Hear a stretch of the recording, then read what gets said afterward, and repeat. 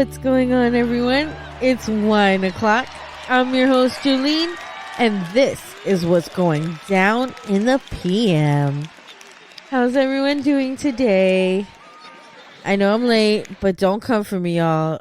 I was doing a show with fan favorite Yolanda, my neighbor, and we're trying the Wilson's Creek watermelon that we're going to taste today, and we got a little drunk. My bad.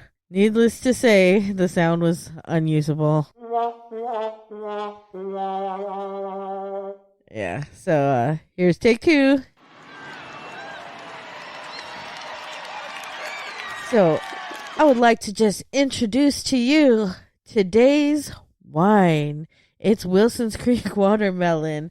And last time I did a brief description of the wine I was drinking on the show. I didn't really go over details or evaluate everything. So for this Wilson's Creek watermelon, I'm going to go over what I look for when I am trying a wine for the first time.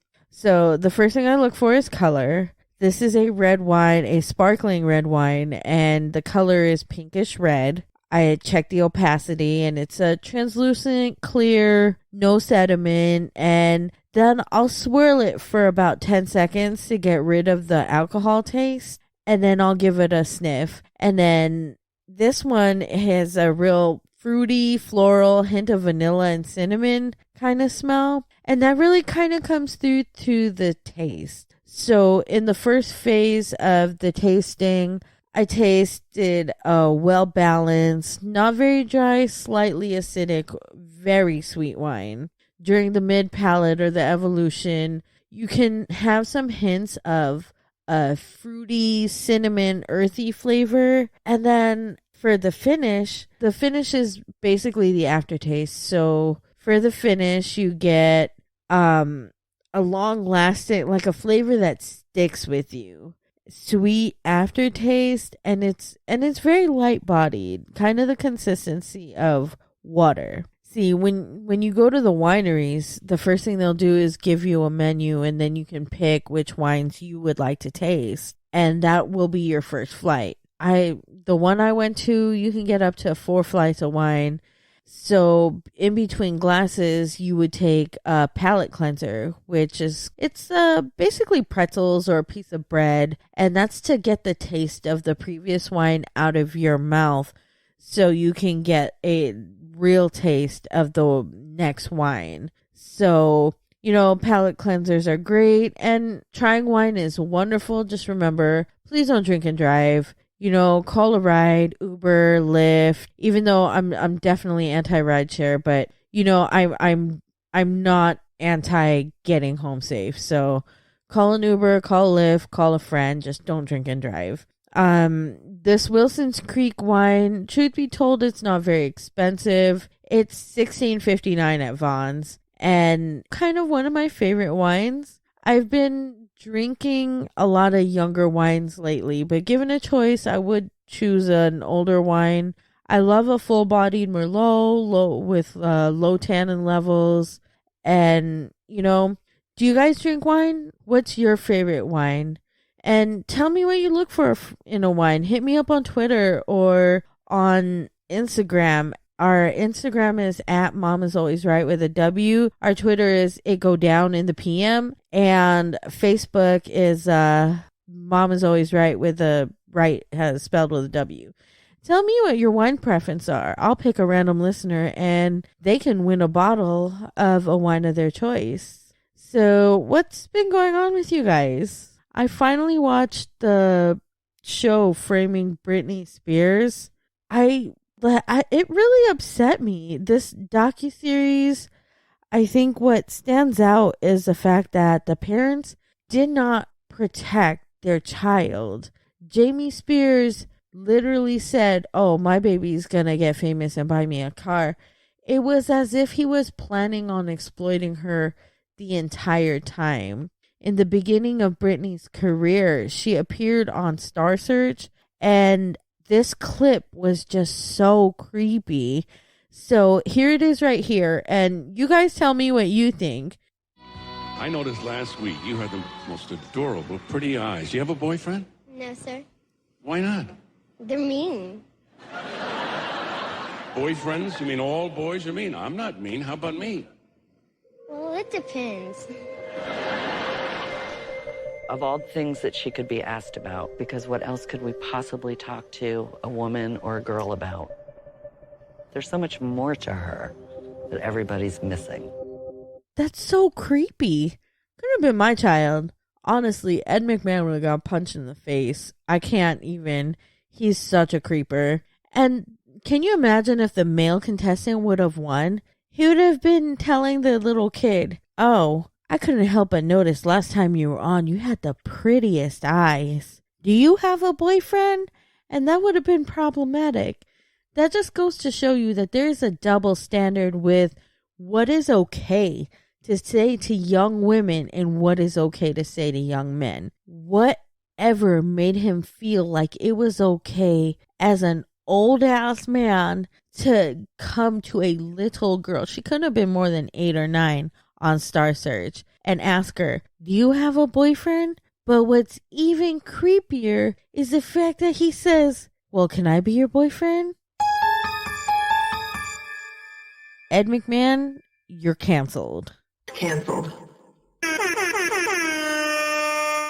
See, I think I like to flip the script on people. So I've been doing a lot of walking lately. I'm kind of getting ready for this big hike. And, you know, I've been ogled before. I mean, not here lately, but I have been ogled where dudes will be like, oh my God, hey ma, you got a nice ass. You got some nice titties. You know, you turn around and you let them know, how would you like it? So just to let them kind of know what it feels like to be objectified, he'll be like, you got some nice titties, boo. And I'll be like, hey, thanks, man. You got some nice titties too. Yeah, I mean, then 9 times out of 10, dude will be mad as fuck. But then I'll turn around and be like, hey, man, I'm trying to give you a compliment, ungrateful bastard. And, you know, it just goes to show you, people think it's cool to say things to girls, but then they don't like it when it's said back to them. I used to have a supervisor, like women do it too. Women say inappropriate things in the workplace too. I had a supervisor. I was working for security at the Bridgeport train station, and I had a security supervisor that she was so weird.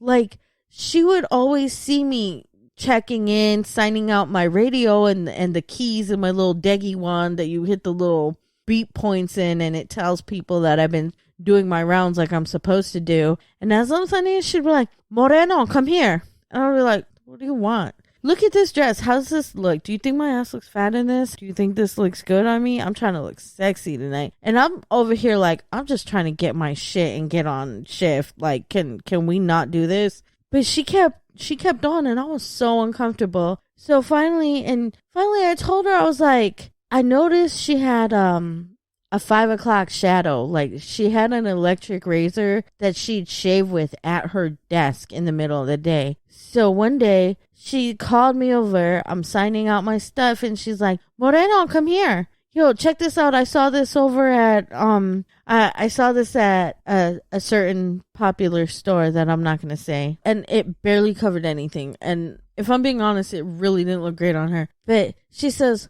"Oh, what do you think about this?" And I'll turn around, and she's like, "Do you think I look sexy in this?" I was like, truth be told, you look sexy in anything, because you know I got a thing for beards. I think beards are super sexy." Yeah, she was a little upset, but I'm over here as mad as she was. I'm over here like, the fuck is your problem? I'm trying to give you a compliment, ungrateful bastard. But some things are just plain inappropriate. I guess all that to say this, some things are just plain inappropriate. Ed McMahon was being a total creep and just ew. So the next thing in Britney Spears' docuseries that kind of stood out to me was, and it thoroughly pissed me off, the paparazzi would swarm her car, make it impossible for her to even get in and out of her vehicle. And I guess as a young girl, that was cool. But when she had kids, you know, I can kind of understand why She wouldn't want the paparazzi swarming her with her baby in the hands. And the paparazzi, they were interviewing one photographer, and he said, oh, I was really nice to her. I used to talk to her and ask her how she was doing. So they basically drove her insane and took no responsibility for it. If you all remember when Britney broke the internet because she shaved her head. Now, during the head shaving incident, Britney kept saying, I just don't want anybody to touch me. I don't want nobody to touch me. This kind of broke my heart a little bit because victims of domestic violence frequently cut their hair so their abuser can't pull it. And, it's apparent in society. They had to make an entire law to make it illegal for the police to not arrest both parties in a domestic violence incident. And they named that bill they named it Tracy's bill because Tracy kept calling the police and her abuser would never get arrested. And her abuser ended up killing her. So I feel like this is a real double standard when it comes to the law and the way people treat it. And take the Johnny Depp and Amber Heard incident. When Amber Heard accused Johnny Depp of abusing her, Disney dropped him expeditiously. Like they dropped him like he had a disease or something. But then when Amber Heard is caught on tape emotionally, physically abusing Johnny Depp, you could hear on tape, she's like, what are you going to do, Johnny? No one's going to believe you. She basically admitted on tape that she's abusing him and no one's going to believe her. So she's over here shitting in people's beds, cutting off people's fingers, and lying about rape, but nobody's canceling her. Ooh. So, and she's still up on big screen, boring me to death in the 4-hour Snyder cut. The only thing more mediocre than her acting was the CGI in that movie. It's like the WB said, fuck it, we're out of money, just put up whatever. And then Johnny Depp was fired off an accusation. Amber Heard, a proven abuser, and there she is with her annoying, stupid voice and forgettable acting skills, reminding me that the double standard is real. So Britney, when she cut her hair because she's tired of people touching her, people are like, oh, she's unhinged. She's clearly on drugs. She's doing it to avoid the drug tests. But nobody addressed the fact that the paparazzi was mobbing her car. She couldn't go anywhere. And nobody thought it was creepy the way the photographers just stalked her. Like, how did they even know where she was? In the docuseries, the photographer involved in the umbrella incident, which all of you know, Britney took an umbrella and redecorated the photographer's car door. He said in the interview he got a call from his buddy that was watching Britney Spears' house and following her car. And he told the interviewer, all right, man, so, nobody else is here. If you want to come, you got to come now. And he's like, yeah, so I approached Britney and asked her, hey, Britney, are you doing all right? And they said Britney was unhinged. She got out with the umbrella and proceeded to fuck up this dude's SUV, like the door to the... She said... She just started swinging that umbrella and said... It's Britney, bitch. And they also used this to portray her as kind of crazy. And I said all those years ago when everybody was saying Britney is losing her mind, all I see is Britney defending herself from a stalker. Britney could have shoved that umbrella up his ass and said, it's Britney, bitch. And I still would have been like, good for her, because fuck that guy. Who sits there follow someone around like that? That is a total violation. It's one thing if she's out to dinner or shopping or something, you happen to see her in the street. But to sit there and stalk somebody is completely creepy. At the end of it all that, Britney ended up under conservatorship and her father's controlling her money now. And there has been a lot of talk as to whether she's mentally stable. They even have a Free Britney movement. People are saying that Britney is sending secret messages to her Instagram. And no offense, full offense. Like, I find this really funny. I don't really think she's sending messages through her Instagram. I do think that she is living in the fanciest cage in the world. She's got the largest, most beautiful cage. It's gilded. So I don't know if she's sending messages through her Instagram, but she sent a clear message the night she walked off stage and said she's not performing until her father is no longer her conservator. Now, I think the most telling thing about this is the fact that she didn't ask for her conservatorship to be removed. She wanted it transferred to a bank to be professionally handled. In my opinion, that doesn't sound like a person that's incapable of taking care of herself. She has a clear understanding of what a conservatorship is and what it means, and she knows what she needs and what she wants. And what she needs is for a bank to handle her money. And she understood this and asked for this. We're going to take a quick break and hear from my boy Kevin from the Jury Room podcast. And when we get back, we're going to get into who got beef. How very much I've loved you. How very much I've tried my best to give you the good life. Hello, and welcome to the Jury Room, where we dissect some of the most heinous, some of the most unthinkable, and some of the most monstrous crimes to ever scar the earth. From cannibalistic serial killers to decades-old unsolved mysteries, these stories are sinister enough to keep you up at night. Are you looking for a miracle? Let me welcome you to Jonestown. The Guyanese troops that came the next morning thought they were going to be facing revolutionaries. They've got their guns up and ready. The fog, the steam is in front of them. They can hardly see. And all of a sudden, they start to stumble. And they think maybe these revolutionaries placed logs on the ground to trip them up. And then a couple of soldiers look down and they can see through the fog. And they start screaming because there are bodies everywhere. Almost more than they can count. And they are so horrified.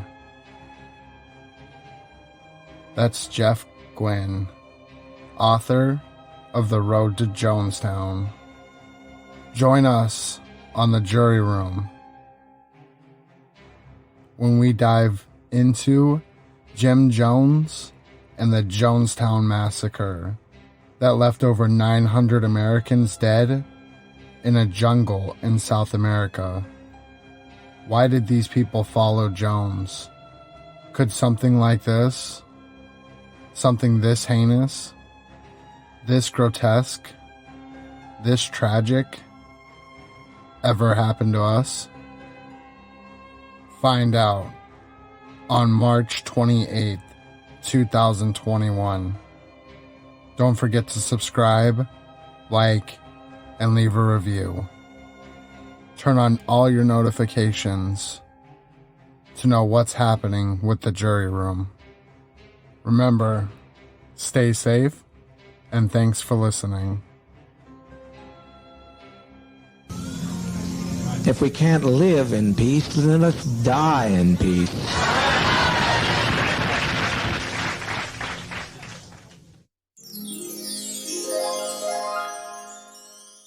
And we're back. Today on Who Got Beef, Candace Owens is beefing with Cardi B again. They are Cardi beefing. I guess Cardi B is responding to Candace Owens again because Candace Owens saw the Grammy performance, and the Grammy performance had her clutching her pearls, and she was super offended. She said Cardi B is tearing apart the fabric of America. I'm just saying, we are once again brought back to the question, who is raising your child?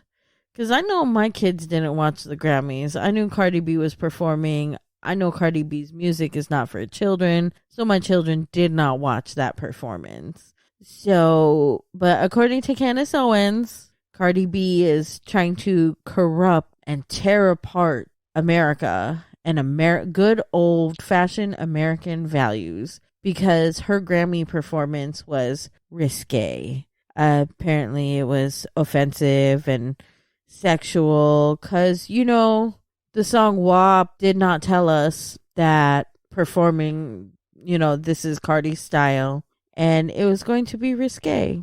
I guess that song WAP was not a clue that this was going to be an explicit performance. I mean, the song WAP stands for wet ass pussy, so I'm gonna go out on a limb here and say Cardi kind of told us what that song was going to be about from the very beginning. So if good old-fashioned American values can be torn apart by a Grammy performance, then I'm thinking that there's some values not being taught at home, because Cardi B is not responsible for my children's values. She's responsible for her own children's values. And, with all this beefing that Candace Owens is always doing, Cardi B is over here minding her own business. Cardi B is not worried about Candace Owens. Period. Like, she doesn't give a shit about her. Candace Owens exists in her universe because Candace Owens says something about her on Twitter. And honestly, I don't know why she even bothers responding. I think I'm going to stop covering Cardi beefs because most of it is someone says something about her on Twitter. Cardi B forgets that she's a multi-billion-dollar, multi-platinum artist. And I'm pretty sure she has an album that went like diamond or something. It's like triple, quadruple platinum or something. She has a song that got played like a whole bunch. So she's a multi-billion-dollar artist. I'm going to stop covering this because it's like she doesn't pick her battles. If someone says one thing about her, she gets upset and addresses it immediately on like Twitter and Instagram. If you follow it, you see like a fan will say something offensive and then she'll take the time to respond. I personally couldn't. If I was a multi-billion-dollar artist, I wouldn't even bother responding. I would literally be like, and you are? And don't get me wrong, Candace Owens is a political commentator, and she's very smart. I will give her credit where credit is due. She's very smart. I remember watching her comment on 50 Cent leaving and talking about trickle-down economics. Her issue is that she's not very palatable to other people because she's rude. Like, nobody wants to listen to some woman talking down to them in the guise of trying to educate them. I have a college education. Do I find Candace Owens annoying? Absolutely. It's like, I know what you're talking about. I know you're not referring to me, but the fact that you are so condescending is really annoying. Why does YouTube keep suggesting this shit to me? So, anywho, Candace Owens commented on Cardi B's Grammy performance. This is a very smart marketing move because, let's just be honest, Candace has a show on the Daily Wire or something called Candace. And if people stop giving a shit about her show and stop listening, stop tuning in, if the ratings drop, then, she gets dropped too.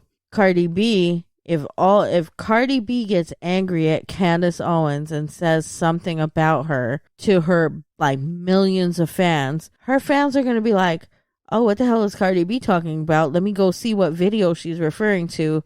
Next thing you know, Candace Owens has all these viewers, boosting her ratings. And, she's got job security. So props to her. She's very intelligent. She's very smart, and she knows how the industry works. So job security for Candace Owens is beefing with Cardi B. I think Cardi B should stop giving her attention, in my opinion, because at the end of the day, look, one name drop from Cardi, and she gets millions of viewers instantly. If Candace Owens says anything about Cardi B, no one cares. There may be a lot of people that watch her, but it's not nearly as many people as that tune into Cardi B's Instagram. If you look at the ratings, you'll see her viewership is nowhere near what Cardi's one social media account viewership is. So today on Who Got Beef, Candace Owens is beefing with Cardi B, so she boosted her ratings again. And that's all I have time for today. So thank you for tuning in. And if I offended you, fuck you. And remember, it's a joke, not a dick. Don't take it so hard. Goodbye.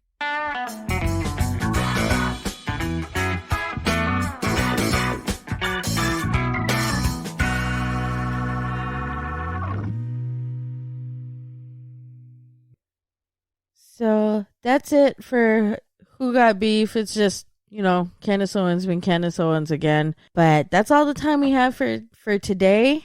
And if I offended you, fuck you. Just remember, it's a joke, not a dick. Don't take it so hard.